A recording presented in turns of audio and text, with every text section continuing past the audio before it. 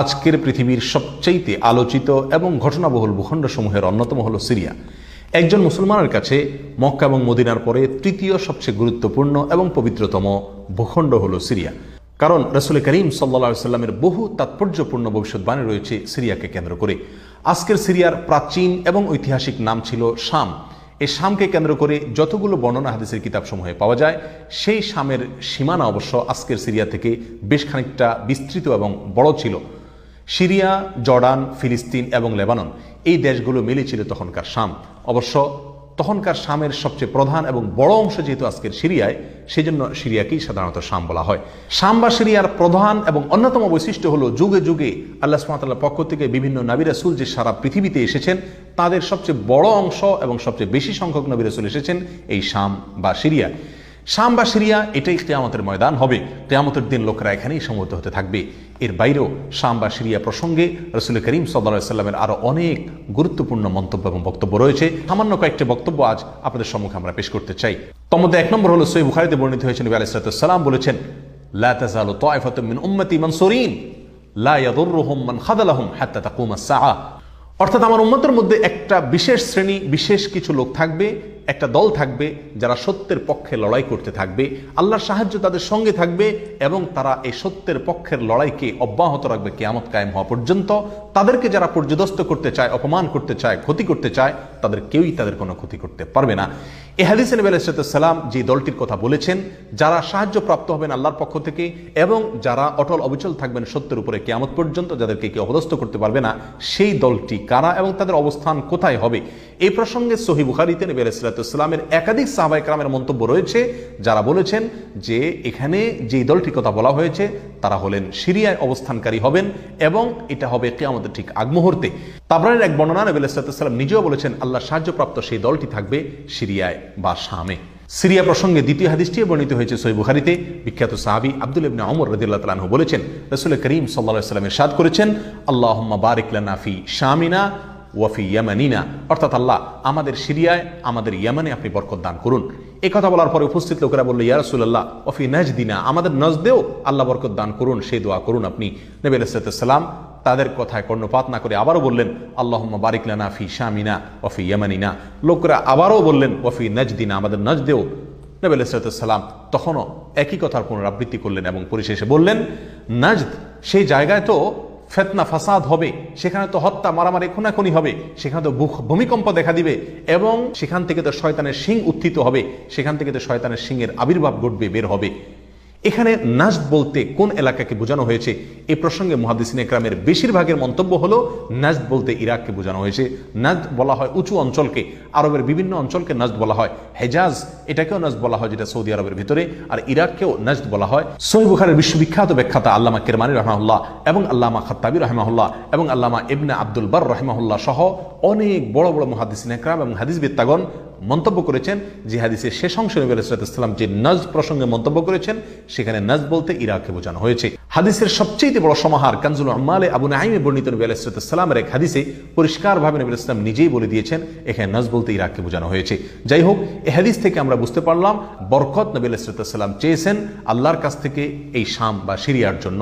তাহলে এই শাম বা সিরিয়া এটা গুরুত্বপূর্ণ একটি জায়গা এবং নবী সাল্লাল্লাহু আলাইহি ওয়াসাল্লামের কাছে খুবই প্রিয়, আল্লাহর কাছে খুবই তাৎপর্যপূর্ণ একটি ভূখণ্ড। তৃতীয়ত যে হাদিসটি আমরা এই প্রসঙ্গে পেশ করতে চাই, সেটি বর্ণিত হয়েছে সুনানে আবু দাউদে এবং মুসনাদে আহমদে। নবী আলাইহিস সালাম থেকে বর্ণনা করেছেন আব্দুল্লাহ ইবনে হাওয়ালা রাদিয়াল্লাহু তাআলা আনহু, তিনি বলেন যে রাসূল করিম সাল্লাল্লাহু আলাইহি ওয়াসাল্লাম আমাকে বলেছেন, দেখো যখন তুমি দেখবে যে খেলাফত পবিত্র ভূমিতে অবতরণ করেছে, নেমেছে, এসেছে, প্রতিষ্ঠিত হয়েছে, তখন তুমি ধরে নিবে যে কিয়ামত খুবই সন্নিকটে এসে গেছে। এ হাদিসে নবী আলাইহিস সালাম পবিত্র ভূমিতে যে খেলাফত অবতরণ করলে কিয়ামত নিকটবর্তী এটা বোঝা যাবে বলেছেন। এখানে পবিত্র ভূমি বলতে তিনি কি বুঝিয়েছেন, এই ব্যাখ্যা প্রসঙ্গে প্রায় সকল মুহাদ্দিসিনে কেরামের অভিমত হলো নবী আলাইহিস সালাম এখানে সিরিয়াকে বুঝিয়েছেন।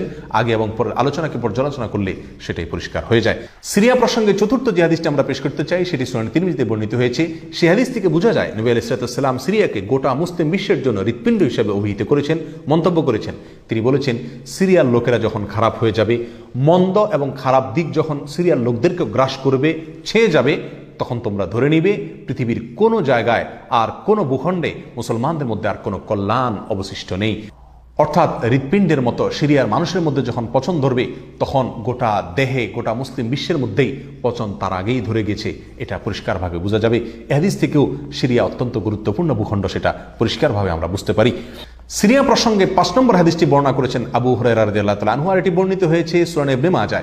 নবী আলাইহিস সালাম বলেছেন, একটা সময় আসবে যখন গোটা বিশ্বে বড় বড় যুদ্ধ বিগ্রহ সংগঠিত হবে, বিশ্বজুড়ে যখন বড় বড় যুদ্ধ দেখা দিবে, তখন মাওয়ালিদের অর্থাৎ নওমুসলিমদের একটি দল আল্লাহর পক্ষে, সত্যের পক্ষে, আল্লাহর দ্বীনের জন্য লড়াই করতে থাকবে এবং তখনকার আধুনিক যত অস্ত্রশস্ত্র এগুলিতে তারা সজ্জিত থাকবেন এবং সত্যের পক্ষে লড়াই করতে থাকবেন।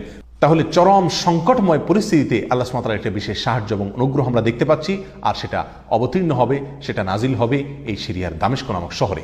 নাম্বার 6, সিরিয়া প্রসঙ্গে নবী আলাইহিস সালামের আরেকটি তাৎপর্যপূর্ণ ভবিষ্যদ্বাণী রয়েছে, যেটি বর্ণিত হয়েছে সহিহ মুসলিমে। বর্ণনা করেছেন সাহাবী নওয়াস ইবনে সুমাআন রাদিয়াল্লাহু তাআলা আনহু।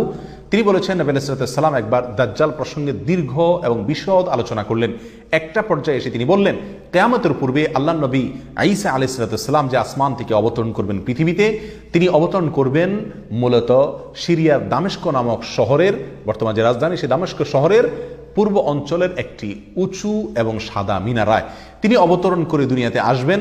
এসে সারা পৃথিবী জুড়ে তাণ্ডব চালানো দাজ্জালের বিরুদ্ধে তিনি লড়াই করবেন এবং সিরিয়ার এই লুদ নামক জায়গায় তিনি দাজ্জালকে হত্যা করবেন। একজন মুসলমানের কাছে যে সিরিয়ার ভূখণ্ডটি অত্যন্ত তাৎপর্যপূর্ণ তা পরিষ্কারভাবে হাদিসের মাধ্যমে ফুটে ওঠে।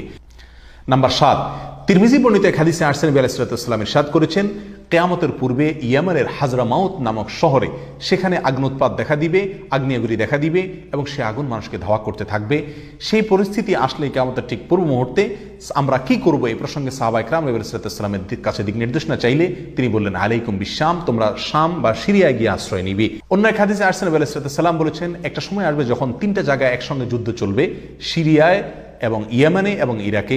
একজন সাহাবী প্রশ্ন করলেন, ইয়া রাসূলুল্লাহ, আমাকে ওই সময় আপনি কোন পক্ষের হয়ে লড়াই করার জন্য নির্দেশ করবেন? নবী আলাইহিস সালাম বলেছেন, তুমি শামের হয়ে অর্থাৎ সিরিয়ার হয়ে তুমি লড়াই করবে, আর যদি সিরিয়া হয়ে লড়াই করার সামর্থ্য তোমার না থাকে তাহলে ইয়েমেনের পক্ষ তুমি অবলম্বন করবে। এই হাদিসে একেবারে পরিষ্কারভাবে সিরিয়ার গুরুত্ব এবং তাৎপর্য আমাদের কাছে ফুটিয়ে তুলছে। নাম্বার 8, মুসনাদে আহমদ সহ বহু হাদিসের কিতাবে বর্ণিত হয়েছে, কিয়ামতের পূর্বে যে আগ্নেয়গিরি দেখা যাবে, যে আগ্নোৎপাত দেখা দিবে, সে আগুন মানুষকে ধাওয়া করতে থাকবে এবং সারা পৃথিবীর মানুষকে ধাওয়া করতে করতে করতে একটা জায়গায় একত্রিত করবে, আর সেটি হলো সিরিয়া। নবী আলাইহিস সালামের ভাষায় আরদুল মাহশারি ওয়াল মানশার, অর্থাৎ সিরিয়াই হবে কিয়ামতের ময়দান। কিয়ামতের সময় সারা পৃথিবী থেকে মানুষ সমবেত হয়ে এই সিরিয়াতেই একত্রিত হতে থাকবে।